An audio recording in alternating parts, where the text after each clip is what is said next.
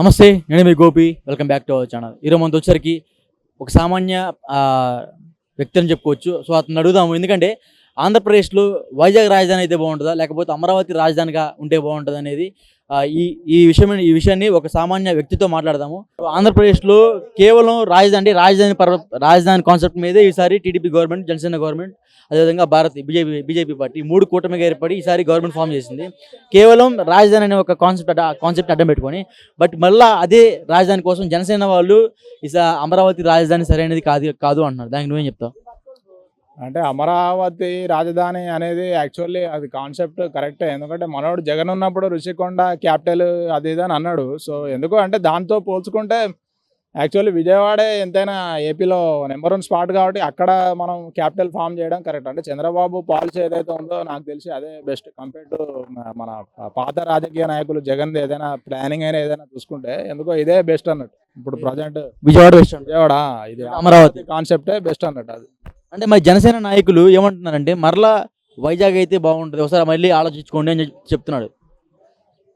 అంటే వైజాగ్ అయితే బాగుంటుంది అంటే వైజాగ్లో ఏముంటుంది బ్రదర్? అంత డ్రగ్స్, బీచ్ కల్చర్ అంత వరస్ట్. దానివల్ల యూత్ చెడిపోతారు తప్ప ఎవడు పైకి రాడు. దానివల్ల మనకి సమాజంలో మంచి జరగదు. ఇంకా యూత్ అనేది ఇంకా వరస్ట్ అయిపోతుంది తప్ప అంటే డెవలప్ అనేది లైక్ ప్రోగ్రెస్ అనేది ఉండదు ఫ్యూచర్లో. ఒక చంద్రబాబు పరంగా చూసుకుంటే, అమరావతి చూసుకుంటే మనకి అన్ఎంప్లాయ్మెంట్కి జాబ్స్ ఇప్పుడు రీసెంట్గా టెట్ కానీ డిఎస్సి కానీ ఏదైనా వాట్ ఎవర్ మనకు అక్కడే బెస్ట్ అన్నట్టు. వైజాగ్లో అంత డ్రగ్స్ కల్చర్ ప్లస్ అక్కడ అంత వరస్ట్ కల్చర్ కాబట్టి నాకు తెలిసి అది రుషికొండ క్యాపిటల్ అనేది రబిష్ కాన్సెప్ట్. 100% మన సపోర్ట్ ఎప్పుడైనా అమరావతి రాజధానికి. ఎందుకంటే అమరావతి రాజధాని కట్టడానికి దాదాపు లక్షల కోట్లు అయితే బయట చెప్తున్నారు వాళ్ళు. ఇది రాజకీయ విశ్లేషకులు కూడా చెప్తున్నారు. బట్ అన్ని లక్షల కోట్లు మళ్ళీ తీసుకొచ్చి అమరావతి మీద పెట్టుబడి పెట్టాలంటే అది సాధారణమైన విషయం కాదు. ఎందుకంటే ఇప్పటికీ 13 లక్షల కోట్లు అప్పుల్లో ఉంది ఆంధ్రప్రదేశ్. దానికి మీరేం చెప్తారు? అమరావతి ఆల్రెడీ క్యాపిటల్ ఇంతకుముందు చంద్రబాబు సీఎంగా ఉన్నప్పుడే ఆల్మోస్ట్ అయిపోయింది బ్రో. అంటే ఇప్పుడు ఏంటంటే కొంచెం మాడిఫై చేయాలి, కొంచెం దాన్ని ఇన్వెస్ట్ చేసి మళ్ళీ రీబిల్డ్ చేయాలి. అంతేగాని ఆల్రెడీ చంద్రబాబు జగన్ కంటే ముందు సీఎంగా ఉన్నప్పుడే ఆయన చేయాల్సింది చాలా చేసేసాడు. అక్కడ క్యాపిటల్ కానీ అది ఇది చాలా అడ్మినిస్ట్రేటివ్ ఆఫీసులు అవి ఇవి ఆల్రెడీ చాలా డెవలప్ అయిపోయింది అక్కడ. ఇప్పుడు మీరు చెప్పినట్టు ఏంటంటే మళ్ళీ ఇది చేయాలంటే ఇప్పుడు రుషికొండ వాడు ఇంతకుముందు జగన్ ఉన్నప్పుడు మనోడు అది ఏదో మరి ఎలా ఇల్లీగల్ ఎర్నింగో ఏంటో అక్కడ కోట్ల బంగ్లా కట్టిండు రుషికొండలో. దాన్ని మనం మళ్ళీ మొత్తం టోటల్గా అంతా డిస్మాంటిల్ చేసి వచ్చే డబ్బు ద్వారా మనం పెట్టుకొని అమరావతిని మనం మళ్ళీ దాన్ని ఇంప్రూవ్ చేయొచ్చని నా ఫీలింగ్. అది ఇంకోటి, అమరావతిలో ఎవరైతే భూములు ఉన్నాయో దాదాపు 30,000 ఎకరాల పైన భూములు ఉన్నాయంట. ఆ భూముల రేట్లు పెంచుకోవడానికి అమరావతి అని టీడీపీ జనసేన నాయకులు అయితే అంటున్నారంట అక్కడ. సో ఒక కామన్ మ్యాన్గా మీ అభిప్రాయం ఏంటి? అమరావతి అంటే మీరు అడిగిన క్వశ్చన్ అర్థం కాలేదు. అంటే అమరావతి అంటే కేవలం టీడీపీ జనసేన నాయకులు అడ్డా అది. ఎందుకంటే అక్కడ లాస్ట్ టైం వాళ్ళు దాదాపు 30,000 ఎకరాలని పోగు చేసి వాళ్ళలోనే అంటే బినామీల పేర్ల కింద ఇప్పుడు ఎవరైతే నారాయణ స్కూల్స్ ఓనర్ నారాయణ గారు, సో అలాంటి పెద్ద పెద్ద వ్యక్తుల మీద దాదాపు 1,000 ఎకరాలు అయితే రిజిస్ట్రేషన్ అయి ఉన్నాయి. సో ఆ భూమి రేట్లు పెంచుకోవడానికి అమరావతి అంటున్నారా? లేదు అది అంటే ఇప్పుడు అది ఎలా ఉంటుంది అంటే టీడీపీ పేరు చెడగొట్టడానికి, జనసేన పేరు కిందికి తేవడానికి వైసీపీలో కొందరు చేసే చీప్ ట్రిక్స్ అవన్నీ. బట్ మనం ఓవరాల్గా ఫేర్ పాలిటిక్స్ మనం చూసుకున్నట్టయితే మాత్రం ఎప్పటికైనా అంటే లైక్ అన్ఫేర్ పాలిటిక్స్కి పేరు వైసీపీ, ఫేర్ పాలిటిక్స్కి పేరు ఎప్పుడైనా టీడీపీ, జనసేన. సరే వీళ్ళ దాంట్లో కూడా అక్రమాలు దౌర్జన్యాలు జరగచ్చు. బట్ వైసీపీతో పోల్చుకుంటే ఆ లెవెల్లో మన వాళ్ళు అయితే అంత ఫ్రాడ్ కానీ ఏది చేయలేదు. ఎందుకంటే వైసీపీలో మీరు చూసుకున్నట్టయితే ఇప్పుడు కూడా రీసెంట్లీ లైక్ అవి ఇవి లైక్ మళ్ళీ తర్వాత ల్యాండ్ కబ్జాలు అవి రౌడీయిజం అది ఇక్కడ ఎలాగైతే తెలంగాణలో టీఆర్ఎస్ ఎలాగైతే అంత వరస్ట్ పాలిటిక్స్ నడిపిందో అక్కడ వైసీపీ కూడా సేమ్ అలానే ఉంది సిచ్యువేషన్. ఇవన్నీ ల్యాండ్ అక్కడ అడ్డా అది అనేది ఏంటంటే వైసీపీలో కొందరు కావాలనే టీడీపీని మళ్ళీ నెక్స్ట్ ఎలక్షన్స్ వరకు దాని పేరు చెడగొట్టడానికి కావాలని చేసే ఇవన్నీ చిల్లర రాజకీయాలు తప్ప జనాలకు తెలుసండి ఎవరు ఏ పార్టీ బెస్ట్, ఎవరు కరెక్ట్ లీడర్ ఏంటనేది తెలుసు. కాబట్టి ఇప్పుడు మీరు ఫలితంలో మనకు తెలిసిపోయింది కదా, వాళ్ళు ఏమేసినా లాస్ట్కి ఎవరైతే బెస్టో వాళ్ళకే ఇది జరుగుతుంది. అది మీరు ఒక మాటలో చెప్పండి, వైసీపీ పార్టీ ఎందుకు ఓడిపోయింది అంటారు?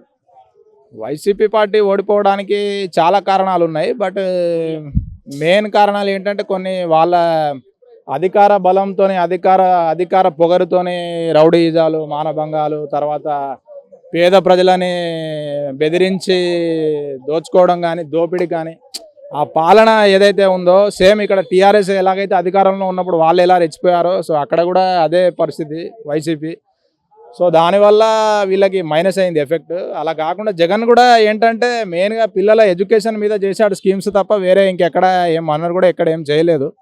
అలా కూడా దెబ్బ పడిందని చెప్పొచ్చు. అంటే నాట్ ఓన్లీ ఎడ్యుకేషన్ కాకుండా ఇంకా వేరే ఫీల్డ్స్ లైక్ వేరే మన పెన్షన్ కానీ సీనియర్ సిటిజన్స్ గురించి ఇంకా వేరే స్కీమ్స్ ఇన్నోవేటివ్గా ఏమైనా క్రియేటివ్గా లైక్ లేడీస్కి ఫ్రీ బస్ ట్రావెల్ ఇలాంటివి తీసుకొచ్చి ఉంటే ఏమో మళ్ళీ గెలిచే వాళ్ళేమో. సో దానివల్ల అలా ఉన్నాయి, చాలా ఉన్నాయి, బట్ ఇవి కొన్ని మేజర్ కీ కాన్సెప్ట్స్ అన్నట్టు. అది ఇంకొకటి మొన్న ఆ, బెంగళూరు వెళ్ళాడు మన జగన్మోహన్ రెడ్డి గారు. బెంగళూరు తర్వాత హిమాలయాలకు కూడా వెళ్ళి అక్కడ ఏదో అఘోరాలను కలిసి కొన్ని వార్తలు బాగా వైరల్ అయ్యాయి. సో కలిసి అంటే వీళ్ళ మీద కుట్ర పండుదామని కలిసారా, లేకపోతే వాళ్ళని అంతం చేద్దామని కలిసారా? లేదు లేదు, మనోడు ఎందుకు కలిసాడు అంటే పాపం చాలా డిప్రెషన్లోకి వెళ్ళిపోయాడు కదా. అంటే ఏపీ ఎలక్షన్లో రిజల్ట్ అనేది ఎవడు కలలో కూడా కనుండాడు యాక్చువల్. అంటే సరే వైసీపీ ఓడిపోతామని అనుకున్నారు కానీ మరి ఇంత డిఫరెన్స్తో ఓడిపోతామని ఎవడు అనుకోలేదు. అంటే చాలా హై డిఫరెన్స్ అది. అంటే లైక్ ఆల్మోస్ట్ ఒక 1:2 డిఫరెన్స్ ఉంటుందేమో అనుకో. మరి 12-13 సీట్లు అంటే చాలా, అది ఇంకా మనం వాడు జన్మలో కాదు కదా, వాడు వచ్చే జన్మలో కూడా మర్చిపోడు. అలాంటి చాలా అంటే హ్యూమిలియేటింగ్ రిజల్ట్ అది. సో మనోడు ఏంటంటే ఓకే ఆ బాధలో నుంచి బయటికి రావడానికి కొంచెం ప్రశాంతంగా గడపడానికి వెళ్ళి ఉంటాడు హిమాలయాలకు, కానీ అంత సినిమా లేదు వాడికి. ఆడు ఏం చేసినా అవన్నీ చల్లయి.